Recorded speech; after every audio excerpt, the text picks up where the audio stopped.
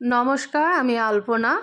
এখন বাজারে পালং শাক উঠেছে। আমি সেই পালং শাক দিয়ে একটা রেসিপি বানিয়েছি। তো সবার প্রথমে একটা কড়াই নিয়ে নিলাম। কড়াইটাকে গরম হয়ে আসলে এখানে 2 টেবিল চামচ সরিষার তেল নিয়েছি, হাফ চামচ পাঁচফোড়ন ফোড়ন দিয়েছি। দিয়ে আমি একটা পেঁয়াজ আর 3-4টে রসুনের কোয়া কুচি কুচি করে দিয়ে এর মধ্যে দিয়ে দিলাম, আর 3টা কাঁচা লঙ্কা ছিঁড়ে দিলাম। দিয়ে চামচের সাহায্যে ভালো করে লাল লাল করে ভেজে নিয়ে নিলাম। নেওয়ার পর আমি এখানে একটা আলু ছোট ছোট টুকরো করে কেটে নিয়েছি, সেই আলুর টুকরোগুলো এর মধ্যে দিয়ে দিলাম। দিয়ে চামচের সাহায্যে ভালো করে নাড়িয়ে চাড়িয়ে নিয়ে নিলাম। নেওয়ার পর এখানে হাফ চামচ হলুদ গুঁড়ো আর হাফ চামচ লবণ দিয়ে দিলাম। দিয়ে আবার চামচের সাহায্যে ভালো করে নাড়িয়ে চাড়িয়ে নিয়ে নেব।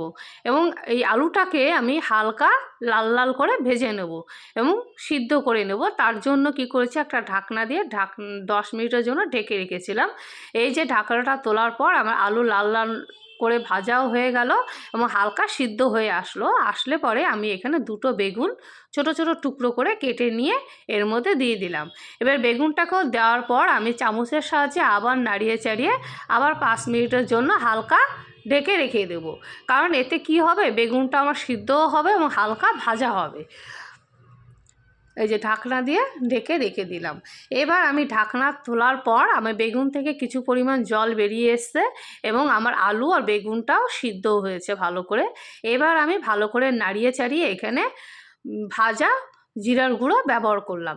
এটা আমি ঘরে বানিয়ে নিয়েছি। জিরাটাকে শুকনো খোলায় ভালো করে ভেজে নিয়ে আমি এটা গুঁড়ো করে নিয়েছি। এবার এখানে 250 গ্রাম মতন পালং শাক নিয়েছি। এটা আমি ভালো করে পরিষ্কার করে নিয়ে আমি এর মধ্যে দিয়ে দিলাম।